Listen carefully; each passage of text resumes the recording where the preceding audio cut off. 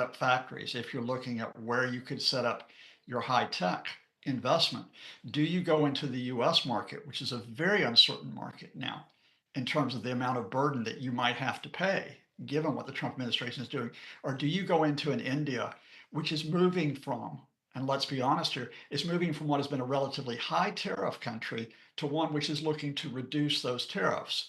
Again, I have to emphasize that while the UK and India, are not completely dependent on Washington, each of these countries had investment interests, but they could not get the breakthrough until February. They resumed the talks. Why did they resume the talks in February? In part because the Labour government has finally settled in the UK, but in part because they see what's happening with the US. And this is the effect of Donald Trump holding up that magic chart saying, look, if you want to sell your products in the United States, you're going to have to pay a 26% tariff or a 30 or a 40% tariff. Is that both Indian companies and UK companies thought we need to start looking at each other. And importantly, not just in terms of goods, where a lot of the discussion is around, but also in terms of services. And there is a room for a great deal of expansion for both countries in the services sectors, which tended to be led in recent years by the United States. All right. In fact, Scott, as we go through and await the fine print from the two sides in terms of what the trade pact really is all about, well, what I can say is that in terms of, if we're to talk in pounds, the UK-India total trade last year was about 41 billion pounds and is expected to, of course, grow at a fast pace. And in fact, the boost by the trade pact could be an additional 25 billion pounds a year by 2040. So a 15-year upside is that it could be 25 billion pounds every year if the trade pact does come through. So that's the kind of upside that is available immediately for the two sides. We are talking about external factors. We're talking about the fact that there is a push that's come in because of Donald Trump and his trade tariffs. But one also needs to now focus in terms of what it means for the exporters of the two countries, because when you talk about trade pacts, it boils down to first that areas where you want tariffs to come down, areas and industries where you want to protect your domestic manufacturers. That's really the balance between getting that trade pact going. Professor Lucas, for the UK, whiskey will be a big upside along with a couple of other sectors. Absolutely. I mean, the UK effectively shut itself off from the European market. It, in effect, imposed a tariff on its own goods going into the EU when it withdrew from what was a zero tariff area, a common market. So again, the UK, in effect, had isolated itself. Now, they're not going to go back into the EU. They're not even going to go back into a single European market. You have to look elsewhere. In fact, Scott, stay with us, because I want to quickly now get in another important guest joining me as well to talk more about this. His first thoughts in Jasper Reed, who's a British entrepreneur, joining us to talk more about what this means for entrepreneurs, for businesses like you, Jasper. What is the kind of potential that you expect for businesses from this trade pact? Hi, listen, I think it's great news. I mean, hats off to both of the team. This has been a decade in the making. These are not easy things to do. So everybody should pause to congratulate themselves. Look, I think here it's a big trading relationship anyway.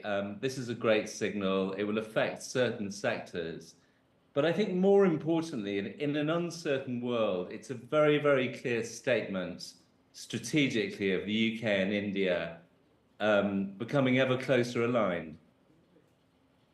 And in terms of specific sectors where you feel the upside would be more, the potential would be most, Jasper?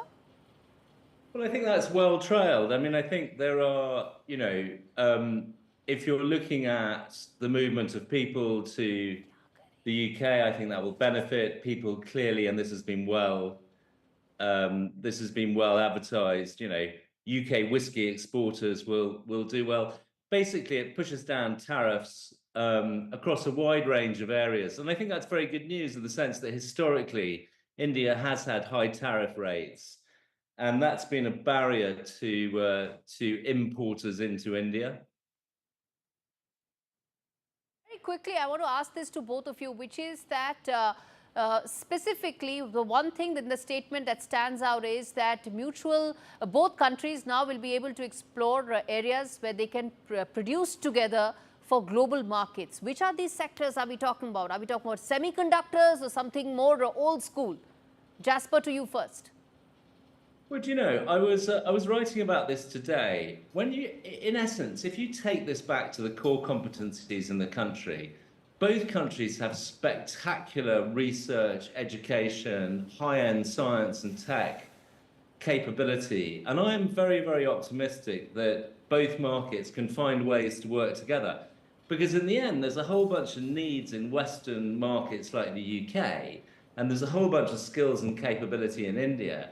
So for me, the much, much bigger game is strategic deals where intellectual property, movement of talent, hardcore research in AI, in neuroscience, in quantum, these are fantastic areas. They're much, much bigger than Scotch.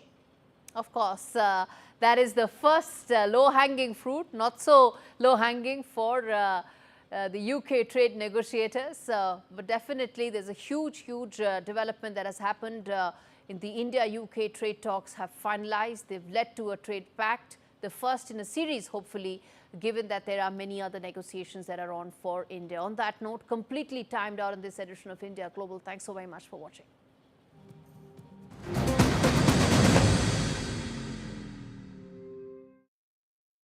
I think that there's something that's always there that I just need to uncover. Like, I know I'm gonna get there, but I have to be patient with myself. That's probably the scary part for me. And it's okay, like, if you completely pivot and change.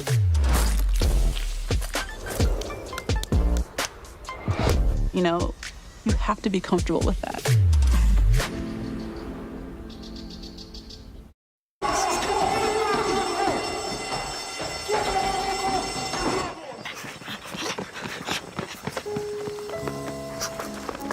What's wrong with the car?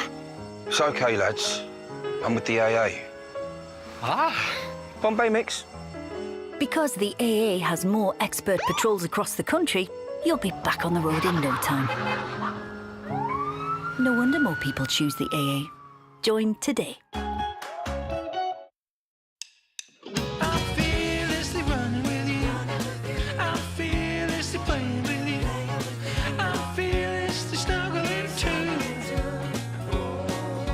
Protect your dog from fleas and ticks for 1 month with an easy-to-give chewable tablet. We're exploring too.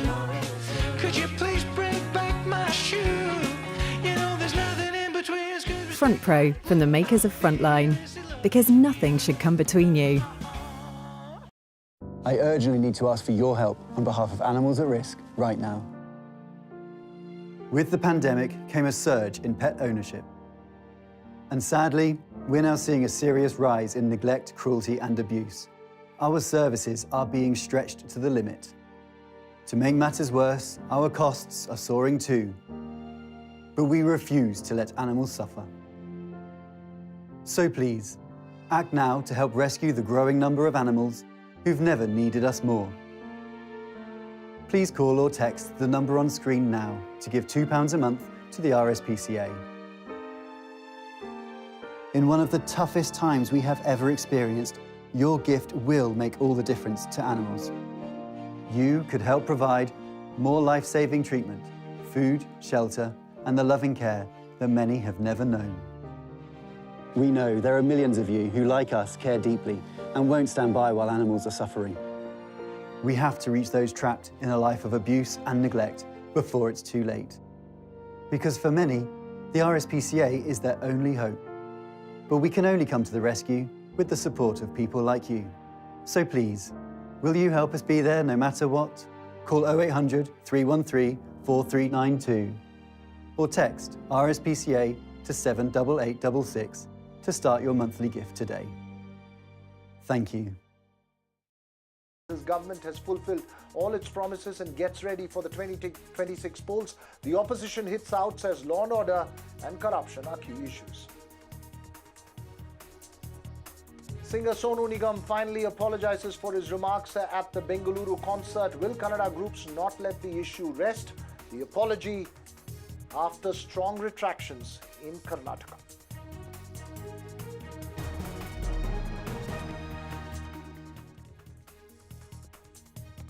First up this evening, a series of meetings as the country sets up for mock drills to prepare civilian defense in the eventuality of a military or a terrorist attack. I must also update that the